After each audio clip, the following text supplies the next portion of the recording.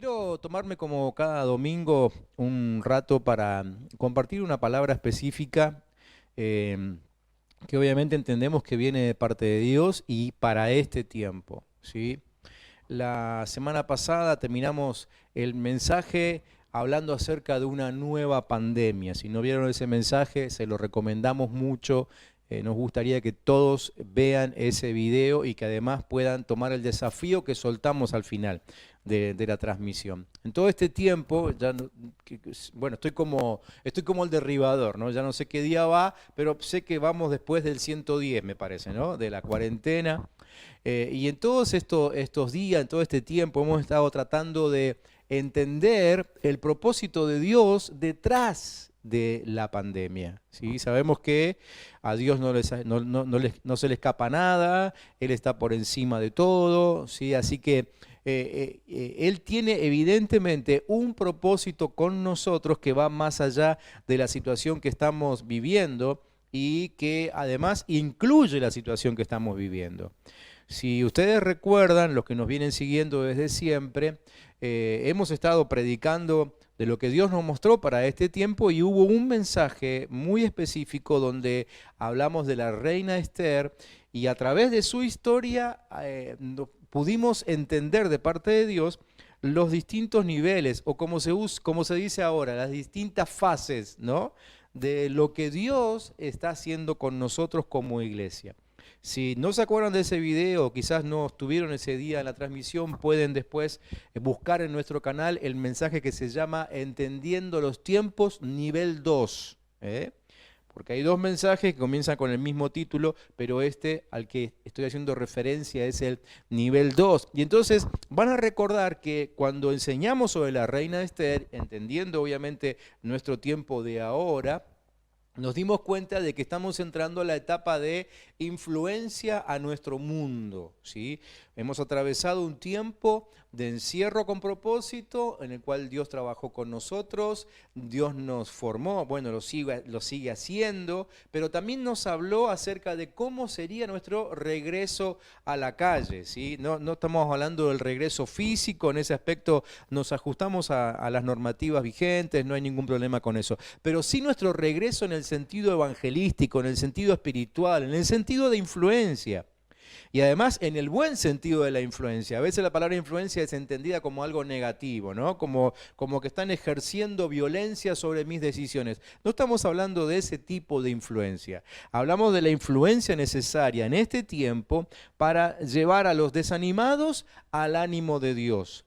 Llevar a los entristecidos al gozo de Dios, ¿sí? Llevar a los, no sé, a los que están intranquilos, a los que tienen necesidad de paz, es decir, a todos ellos serles de suficiente influencia como para mostrarles un camino, al final del cual se van a encontrar con Dios, sus respuestas, su palabra, su amor, su contención. Así es como llegamos el domingo pasado a soltar ese desafío del cual les hablaba recién, ¿no? El desafío de comenzar una nueva pandemia, una pandemia de amor y de poder. Y para esto último nos fuimos inspirando en la experiencia de la primera iglesia que existió, es decir, la primera iglesia la que encontramos en el libro de Hechos, en la Biblia, la cual también estuvo en un encierro. Bueno, todo eso lo fuimos explicando, ¿no? Pero salieron de allí, salieron de ese encierro llenos del Espíritu Santo y predicando con denuedo, con mucho amor y con tremendo poder. ¿Sí? En aquellos cristianos de la primera iglesia vimos que también fueron inmersos en una pandemia, ¿sí? Una pandemia que se llamó Evangelio de Jesucristo. ¿Sí? Y una pandemia que empezó a contagiar y llenar todo el mundo conocido de aquella época. Bueno, nosotros en este tiempo, Iglesia del Camino, pero también toda la Iglesia de Jesucristo, esperamos, ¿sí? Vamos detrás de la misma experiencia. Y quiero leerles hoy entonces, en esa serie de lecturas que estamos haciendo del libro de Hechos, el capítulo 6, ¿sí? Algunos versículos nada más. Hechos capítulo 6, desde el versículo 1 en adelante, donde dice que en aquellos días el número de los discípulos iba en aumento Pero también comenzaron las murmuraciones de los griegos en contra de los hebreos, pues se quejaban de que en la distribución diaria de ayuda, las viudas de los griegos no eran bien atendidas. Entonces los 12 apóstoles, convocaron a todos los discípulos y les dijeron: no está bien que nosotros desatendamos la proclamación de la palabra de Dios por atender a las mesas. Así que, hermanos, busquen entre todos ustedes a 7 varones de buen testimonio, que estén llenos del Espíritu Santo y de sabiduría, para que se encarguen de este trabajo. Así nosotros podremos continuar orando y proclamando la palabra. Esta propuesta fue del agrado de todos los creyentes y eligieron a Esteban, que era un varón lleno de fe y del Espíritu Santo, y a Felipe, Prócoro, Nicanor, Timón, Pármenas y Nicolás, un prosélito de Antioquía. Un poco más adelante dice que como Esteban estaba lleno de la gracia y del poder de Dios, realizaba grandes prodigios y señales entre todo el pueblo. Bueno, por supuesto que todo crecimiento y toda expansión trae también sus problemitas, ¿no? Y aquí estamos en medio de uno. Aquí nos encontramos con un problema que obviamente tiene que ver con crecimiento. Ya eran muchos, lo dice el texto, ya habían superado las 10.000 personas o más, quizás, mucho más que eso. Pero otra vez vamos a ver en este texto cómo ellos fueron estirados, expandidos, ¿no? Y superaron esta situación, provocando otro nuevo avance de la iglesia y del reino de Dios. Anteriormente ya la iglesia había atravesado por problemas como, bueno, persecución, cárcel, lo habíamos estado leyendo, ¿no? Aún mentira de adentro de la iglesia, eso mucho no lo estudiamos, pero lo leímos al pasar en nuestro estudio. Y todo se desarrollaba siempre dentro de un ambiente de armonía y de unanimidad. Ellos iban corrigiendo cada situación que se presentaba. Y ahora encontramos que había entre ellos murmuración. Otra consecuencia, bueno, donde hay gente, generalmente suele haber murmuración, aunque en realidad no debiera ser una excusa para que este mal, ¿no es cierto?, esté entre nosotros. El motivo de esta murmuración, en este caso, era la desatención de un grupo de viudas, no de todas, pero sí de algunas. Y bueno, quizá esto sucedía porque, bueno, el trabajo era mucho y sorpresivo. ¿Sí? Ellos de pronto se encontraron un día con un montón de trabajo para hacer. Imagínense, ellos mismos estaban aprendiendo a ser iglesia. Ellos no tenían una experiencia previa de iglesia. De pronto, en menos de 15 días, porque estamos hablando de un periodo corto, en días, ¿sí? Todavía no llegamos al mes, y ellos habían superado las 10.000, 15.000 personas dentro de la congregación. Y no habían tenido esa experiencia nunca. Entonces ahora, de sorpresa, bueno, les aparecen estos problemas, ¿no? Ahora, como decíamos recién, si bien el problema existía a causa del crecimiento, la murmuración no estaba justificada. Entonces los apóstoles actuaron de inmediato, ¿sí? Y creo que actuaron por lo menos por 2 motivos. En primer lugar, para cortar la murmuración y que la murmuración no dañe la paz que ellos estaban teniendo dentro de la vida de la iglesia. Pero en segundo lugar, también actuaron para resolver el problema, por supuesto, porque había que resolverlo. Esta situación merecía que se resuelva de alguna manera. Entonces, por esta situación que ahora aparece aquí en el capítulo 6, se pone a la luz que había realmente mucho trabajo por hacer, ¿sí? Insisto, lo que les estaba sucediendo era nuevo, y ahora entonces quedaba evidenciado que trabajo era mucho y que los obreros eran pocos, ¿sí? Ya Jesús lo había dicho en algún momento. Quizás ahora ellos lo estaban entendiendo, ¿sí?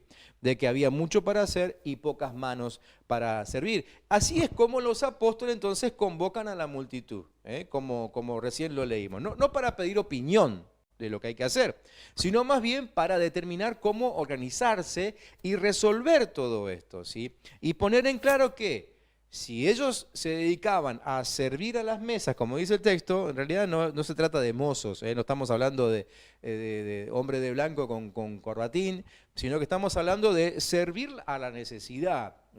Y ellos dejan en claro entonces de que si ellos se ponían a servir a esas necesidades, se iba a resentir la búsqueda de Dios, la búsqueda de revelación y la predicación.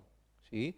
Y ellos no podían darse el lujo, es decir, la iglesia no podía darse el lujo de que sus dirigentes dejen de buscar revelación y de predicarles. ¿Por qué? Porque a través de cada palabra predicada, ellos iban siendo conducidos en los distintos desafíos, iban siendo llevados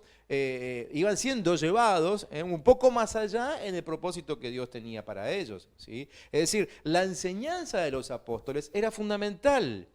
Y el pueblo entendió que los apóstoles no podían distraerse con cuestiones de la vida diaria.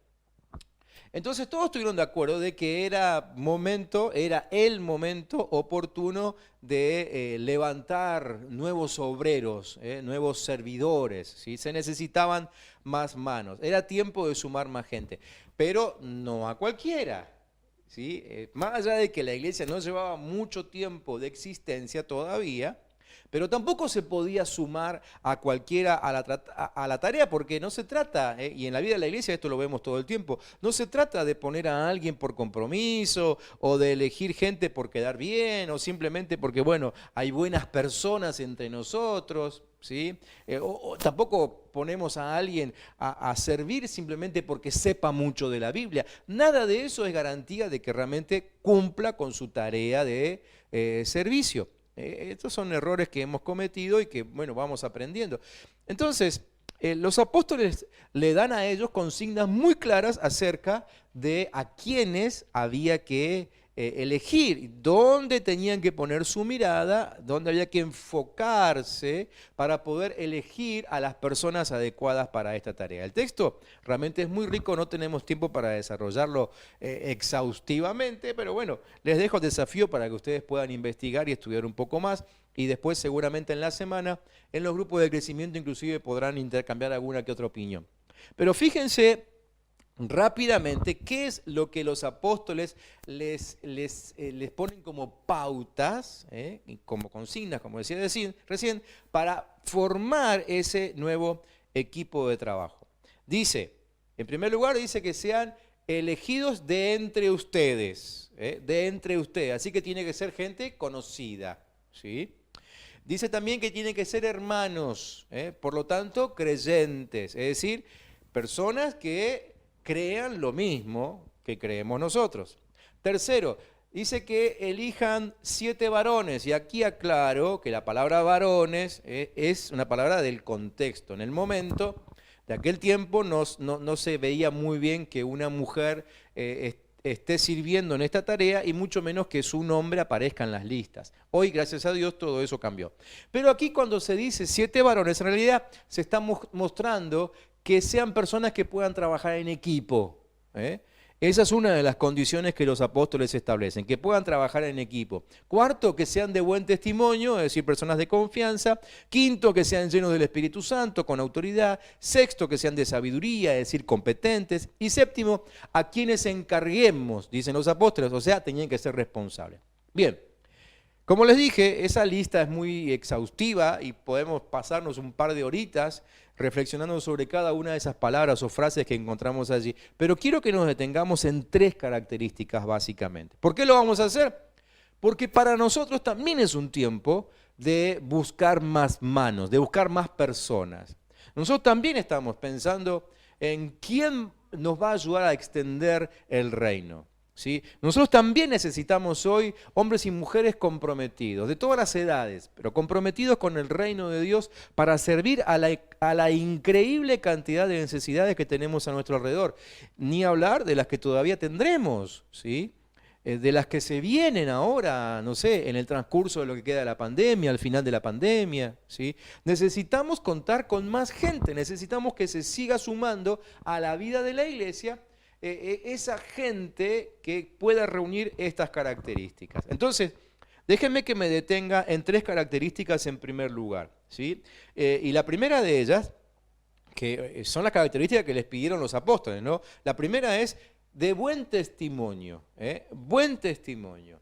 Y por favor entendamos esto, la palabra testimonio tiene que ver con testigo, obvio, testificar, hablar. Es decir, no sirve de nada un testigo que no habla. Imagínense, ¿no? Ustedes necesitan testigos porque sufrieron un accidente, un choque, lo que sea, consiguen los testigos y de pronto está ahí, parado delante de la autoridad, de las autoridades y no habla. Y ustedes dicen, por favor, necesito que hable. Bueno, un testigo que no habla no sirve de mucho. Y aclaro esto porque nosotros hemos distorsionado la palabra testimonio. A lo largo de la vida de la iglesia, de la historia de la iglesia, hemos quizás reconvertido la palabra, ¿no? Y hoy por hoy, una persona de buen testimonio es una persona a la que no se le puede acusar de nada, o una persona pacífica, amable, servidor, ¿sí?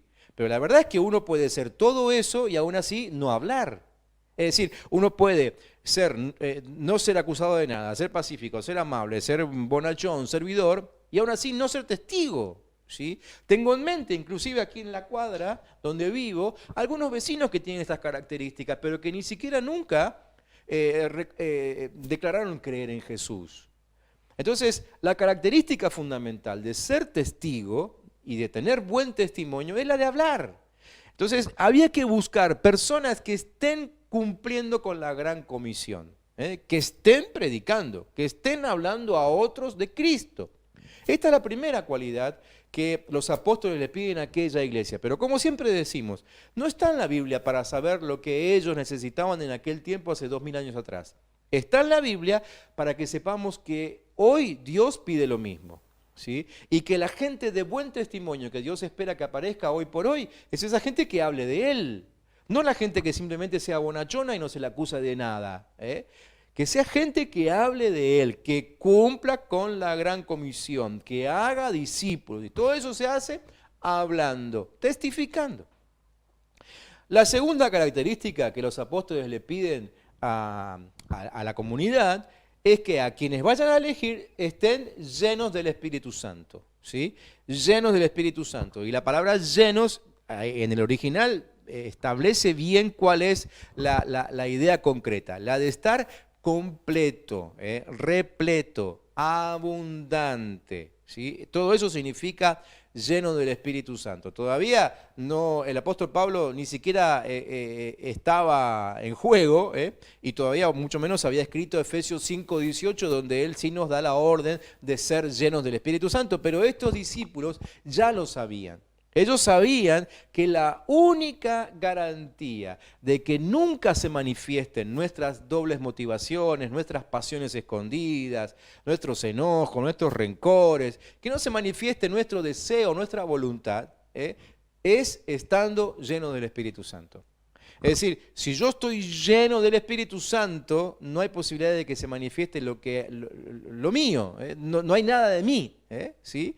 Por eso es que la segunda característica que necesitamos en la gente que vaya a servir en este tiempo es que sean llenos del Espíritu Santo. No sea cosa que elijamos a alguien que esté a medias lleno, ¿sí? Y que de pronto cuando es encomendado en la tarea aflora su pasión, aflora su motivación, aflora su pasado. No podemos darnos esos lujos cuando servimos a la gente, cuando servimos a Dios. Entonces hay que estar lleno del Espíritu Santo. Tercera característica. Los apóstoles le dijeron a la comunidad que busquen entre ellos gente que esté llena de sabiduría, llena de sabiduría. Y recordemos que ellos están buscando hermanos y hermanas, hermanos en este caso de los de la historia, para servir a las mesas, es decir, atender a la necesidad de la comunidad. Entonces, estamos pensando en persona que sea sabia para acciones concretas, ¿sí? Sabiduría, que además de ser celestial, sea sabiduría práctica, sabiduría para resolver asuntos de la vida comunitaria. Lo que se busca es, y hoy también, sabiduría que resuelva problemas de los demás, Por eso es que desde que se desató la pandemia, o por lo menos desde que aquí comenzamos con este encierro con propósito, una de nuestras primeras oraciones, allá por marzo, final de marzo, era pedirle al Señor que nos dé mucha creatividad. Esa creatividad que le estábamos pidiendo tiene que ver con esto, con poder resolver problemas de otros. Eso no quiere decir que la sabiduría no sirva para resolver mis problemas también, pero no tiene que ser nuestra motivación fundamental, sino que necesitamos pedirle a Dios sabiduría para resolver los asuntos de los demás, de aquellos que no conocen a Cristo todavía, de aquellos que todavía no tienen el recurso de la fe, de aquellos que ni siquiera saben de los milagros de Dios. Nosotros contamos con todo eso. Y el Señor se ocupa de nuestras necesidades, como lo vemos en cada testimonio que contamos aquí en nuestras transmisiones, ¿sí? Pero ahora se está buscando, cuando digo ahora, en este tiempo, se está buscando hombres y mujeres llenos de sabiduría práctica para resolver las necesidades de la comunidad, ¿sí? Por lo menos aquí en nuestra zona, nuestros gobernantes ya están convocando a distintas personas para que empiecen a pensar en el día después de la pandemia y ver qué podemos tener listo para ese momento, para poder ayudar a las necesidades que van a surgir cuando termine todo esto, ¿sí? Entonces necesitamos gente con ese tipo de sabiduría. Obviamente tampoco se trata de esos sabios, como quizás los que vimos en algunas imágenes de la antigüedad, que se sentaban a la puerta de las ciudades y ahí estaban sentados, y la gente que quería respuesta de algo, iban allí y le pedían consejo, le preguntaban sobre cosas difíciles, y ellos allí, sentados en un sillón, ¿sí? Soltaban su sabiduría, su gran sabiduría. No es esa sabiduría la que necesitamos. Necesitamos hombres y mujeres comprometidos con la vida diaria, ¿sí? Y que puedan resolver los problemas que aún tendrán nuestros gobernantes a la hora de volver a la normalidad que no sabemos cómo será. Así que, obviamente, estas características no solo tenían que demostrar capacidad de servicio, sino que, por sobre todas las cosas, estas características tenían que estar alineadas al Espíritu Santo, alineadas a la voluntad de Dios. Era una de las condiciones entre líneas que los apóstoles tenían. Así que la gente escogió, ¿sí? Lo vimos ahí en la lectura, y los apóstoles oraron por ellos y les impusieron sus manos. Una costumbre que aún la practicamos hasta el día de hoy para manifestar el acuerdo, manifestar bendición de Dios, manifestar cobertura del Padre, ¿sí? Y obviamente esta imposición de manos no era sobre cualquiera, era sobre la gente correcta. Ellos no se apuraron a imponer las manos, lo hicieron ahora. Y luego de esto siguió el crecimiento. No se detuvo. Podemos ver ahí en el texto que leímos que la palabra seguía creciendo, que los discípulos aumentaban grandemente y aún entre los más tercos había conversiones, porque aún los religiosos, dice, iban entregando sus vidas a Cristo. Obviamente que a todos los que eligieron, todos ellos contaban con las características buscadas. Dice el texto que eligieron a 7 personas para que pudieran ocuparse de esta tarea. Los 7 reunían las 3 características que recién les mencioné. Pero hubo uno acerca del cual, uno de los elegidos, ¿no? Acerca del cual se agregaron otras características más. Es decir, hubo alguien que a su servicio le puso un plus, como decimos, le puso un extra, ¿sí? a su servicio. Se trata de Esteban. Dice la Escritura que además de predicar con su testimonio, estar lleno del Espíritu Santo y también sabiduría de lo alto, como era lo que habían pedido los apóstoles, este también estaba lleno de fe, ¿sí? Y más adelante en la historia también lo vamos a conocer como lleno de gracia y de poder. Es decir, que a las 3 características que pedían los apóstoles, ahora se le agregan otras 3. Denme unos minutitos más y les comparto estas 3 características de Esteban, porque creo que no están allí por casualidad. Yo creo que Dios permitió que viéramos esas características de Esteban Porque Dios sabe que dentro de su pueblo siempre hay algunos que están dispuestos a dar un paso más, ¿sí? A ponerle un plus, a ponerle un extra. Y yo sé que muchos de esos están ahí, del otro lado de la cámara. Y sé que están viendo esta transmisión y están diciendo, sí, yo soy de esos. Yo no me conformo con poco, yo quiero más para servir a mi Señor. Quiero servirle cada vez mejor. Muy bien, para ustedes van estas otras 3 características que las vemos en la vida de Esteban. Dice entonces que Esteban, además de todo lo anterior, también estaba lleno de fe. Nosotros ya sabemos que fe es la certeza de lo que se espera, es la convicción de lo que no se ve. Pero déjenme agregar que en este contexto fe también habla de una relación muy particular, un tipo de relación muy particular, ¿sí? Obviamente, entre Esteban y Dios, ¿sí? Entre el servidor y nuestro Padre Celestial, ¿sí? Una relación muy particular donde se ha trabajado un conocimiento muy íntimo. Bueno, Esteban tenía este plus, ¿sí? Esteban tenía esto de que evidentemente había intimado con Dios. No sabemos si Esteban conoció a Jesús. La historia no lo dice, aparece aquí de pronto. Quizá lo conoció de lejos, no estaba dentro de sus seguidores, por lo menos los que se suelen mencionar, ¿sí? Pero ahora aparece aquí. Y evidentemente, desde el primer instante, quizás desde el día de Pentecostés, que fue el día que él conoció a Dios probablemente, desde ese día él entendió que era tremendamente importante, imprescindible, la intimidad con Dios. Por eso, la primera característica que encontramos de Esteban es esta, lleno de fe. Habla de una relación íntima con Dios.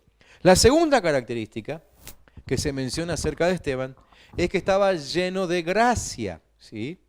Y gracia es ese modo con que Dios escoge hacer partícipe de su esencia a alguien, modelando su propia naturaleza en la persona elegida, ¿sí? Es decir, es como que Dios te elige a vos, ¿sí? Y a vos decide esculpirte, quizás con mayor cuidado que a otros, con mayor detalle que a otros, lo cual no significa que Dios ame a unos más que a otros. El amor de Dios es para con todos igual, pero hay determinadas personas que consiguen acercarse tanto a Dios, que Dios decide entonces también moldear su esencia en ellos. Los hace tremendamente parecidos a Él mismo. Esta era la segunda característica de Esteban, lleno de la esencia de Dios, lleno de gracia. Y la tercera característica de Esteban es que también estaba lleno de poder, ¿sí? Y poder en la Biblia es la capacidad de imponer la voluntad de Dios en medio de cualquier circunstancia, ¿sí? Imponer la voluntad de Dios en medio de cualquier circunstancia. Les cuento que estas definiciones no las copié de ningún lado, son definiciones que surgieron mientras estaba preparando este escrito y luché un poquito con la palabra imponer, porque para nosotros hoy la palabra imponer es negativa, ¿no? No nos gusta que nadie nos imponga nada, pero después de darle algunas vueltas a la palabra dije, no, tiene que ser, porque de veras que poder significa eso, ¿no? Es la capacidad de imponer el deseo del corazón de Dios aun cuando todo lo demás se opone. Por ejemplo, cuando hay una enfermedad, ¿sí? Hay una enfermedad, hay un diagnóstico, hay antecedentes, hay un historial clínico que se opone a la salud. Pero Dios dice, no, tiene que ser sano. Entonces, ¿qué hacemos? Oramos, y oramos con poder. Y cuando oramos con poder, la voluntad de Dios se impone sobre la realidad, ¿sí? Esa capacidad también la tenía Esteban. Y la verdad que sería bárbaro poder encontrar en este tiempo gente así, ¿no? Que pueda imponer la voluntad de Dios en medio de las circunstancias de maldad, de enfermedad, de muerte, de corrupción que estamos viviendo hoy. Esteban, entonces, además de cumplir con sus deberes de servidor, como lo habían pedido los apóstoles, ¿no? Fue un poderoso predicador del Evangelio de Jesucristo. De hecho, Si ustedes leen todo el libro de Hechos, se van a dar cuenta que el discurso más largo y elocuente es el de Esteban, no es ni de Pedro ni de Pablo, que por ahí serían los grandes referentes de la iglesia, ¿no? Es el de Esteban. Esteban era un tremendo predicador, pero que usaba de estas características. Yo les mencioné 6, las 3 que pedían los apóstoles, más las 3 extras, ¿sí? Usaba estas características de una manera increíble, haciendo que todo lo que él predicaba también lo vivía. Y entonces, por eso es que, como dice el texto que leímos, todo lo que él hacía era respaldado con señales, con milagros, con prodigios. El ministerio de Esteban no fue largo, ¿eh? Para aquellos que conocen la historia ya saben que, bueno, lo terminan matando, en el próximo capítulo lo van a matar. No fue largo, pero fue tremendamente contundente, porque el poco tiempo que él pudo servir lo hizo con tremendísimo poder. Definitivamente cumplió con el propósito de Dios, ¿sí? ¿Por qué? Porque manifestó estas 6 características que yo les acabo de mencionar. Esteban indudablemente es un gran ejemplo de un discípulo que entendió la visión, la vivió y fue capaz de sostener esa visión en contra de lo que cueste, hasta inclusive a tal punto de entregar su vida y terminar muriendo, como murió como mártir. El primer mártir de la iglesia fue Esteban, ¿sí? Pero él vivió su testimonio, su llenura del Espíritu Santo, su sabiduría, su fe, su gracia, su poder, lo vivió a pleno, lo vivió al máximo. Realmente al reino le rindió al 100% su tarea. Esta es la gente que necesitamos hoy. Este es el tipo de discípulos que hoy necesitamos que aparezcan, ¿sí? Sabemos que están. Porque si Dios puso esta palabra esta noche en nosotros para predicarla y para soltarla a la iglesia, cuando digo iglesia ahora no me refiero solamente a los hermanos del camino, porque sé que hay hermanos de otras congregaciones que nos están viendo. Si Dios soltó esta palabra esta noche, es porque estas 6 características deben estar en alguno que está mirando esta transmisión, o que quizá va a ver el video mañana, o la semana que viene, o cuando Dios decida levantarlo del lugar donde está, como un día decidió levantar a Esteban y ponerlo literalmente en la vidriera, ¿sí? Pero no solamente para que se muestre, sino para que obre a favor del reino y a favor de la iglesia, para que la iglesia siga creciendo. Me encantó al final de la lectura que más allá de las 6 características que evidentemente Dios quería que observemos en Esteban, la gente agregó una más. La gente que lo apedreó, es decir, sus enemigos, sus asesinos, agregan una característica más. En el capítulo 6, versículo 59 dice que vieron su rostro como el rostro de un ángel. Esa característica está ahí porque Dios quiere que la veamos, pero no fue una de las características que Dios pidió, ¿sí? Sino que la gente lo notó. Necesitamos estos discípulos. La semana pasada, como les dije recién, terminamos el mensaje desafiando a comenzar una nueva pandemia de amor y de poder. El virus de la pandemia de amor y poder que comenzamos la semana pasada no se contagiará solo. Será transportado por hombres y mujeres que tengan estas características. Buen testimonio, llenos del Espíritu Santo, llenos de sabiduría práctica, tipo resuelve problemas, practicantes de una relación muy particular llamada fe, portadores de la esencia de Dios mismo a través de su gracia, operadores de su poder para ir en contra de la maldad. Esta es la gente que necesitamos, que se conforme como transporte de este nuevo virus, que no soltamos nosotros el domingo pasado con el mensaje del domingo pasado, sino que en realidad lo soltó esta misma iglesia, allí, después de la venida del Espíritu Santo. Ellos comenzaron con una pandemia que hoy estamos resucitando, si se quiere. Hoy estamos reflotando, hoy la estamos poniendo a la luz otra vez. Una pandemia que tiene que llenar el mundo entero. Una pandemia, como les dije al principio, que se llama Evangelio de Jesucristo. Necesitamos gente así. A mí me encantaría, poder saber si hay alguno que dice, yo quiero trabajar en mi vida esas características. Si estuviésemos en el edificio les pediría que me levanten la mano, que se pongan de pie. Acá no puedo verlo, ni siquiera en este momento puedo leer lo que pongan en el chat. Pero la verdad es que no importa tanto si lo sé yo. Lo que importa es que Dios sepa que estás dispuesto a ser trabajado, ¿sí? A ser moldeado, por su mano para transformarte en un hombre, una mujer como Esteban, ¿sí? Con cada una de estas características. Yo quisiera orar al final de este desafío que lanzo hoy. El desafío de la semana pasada fue a comenzar todos con la pandemia de amor y de poder.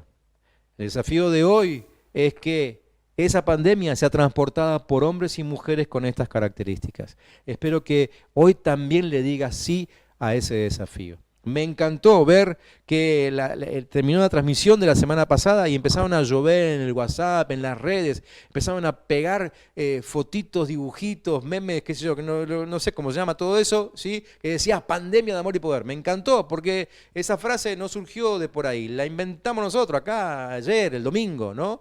Y armaron ahí unos cartelitos enseguida y los pegaron por todos lados. Me encantaría que después de esta transmisión también surjan aquellos que se animen a levantar la mano y digan, yo voy a ser como Esteban, yo voy a ser de esos que trastornen el mundo y que van a llenar el planeta entero del Evangelio de Jesucristo. No te estoy diciendo que vayas a viajar a todo lugar, pero sí que te vas a comprometer a hacer lo que Dios quiere en el lugar que Dios te puso. Oramos juntos. Padre, en el nombre de Jesús, hoy recibimos este nuevo desafío. Entendemos que este desafío viene de tu trono, viene de tu corazón. Salió a través de tu boca, Señor. Y por eso también es que queremos que nos encuentres a nosotros con estas características, siendo moldeados con estas características. Que en nosotros trabaje tu Espíritu Santo para que nos encuentres así, como aquellos hombres y mujeres a quienes utilizaste, Señor, a lo largo de la historia de la iglesia, para que el reino de Dios se siga extendiendo. Padre, en el nombre de Jesús, hoy llamo, en el Espíritu llamo a hombres y mujeres de buen testimonio, llenos del Espíritu Santo, llenos de sabiduría, llenos de fe, llenos de gracia y llenos de poder.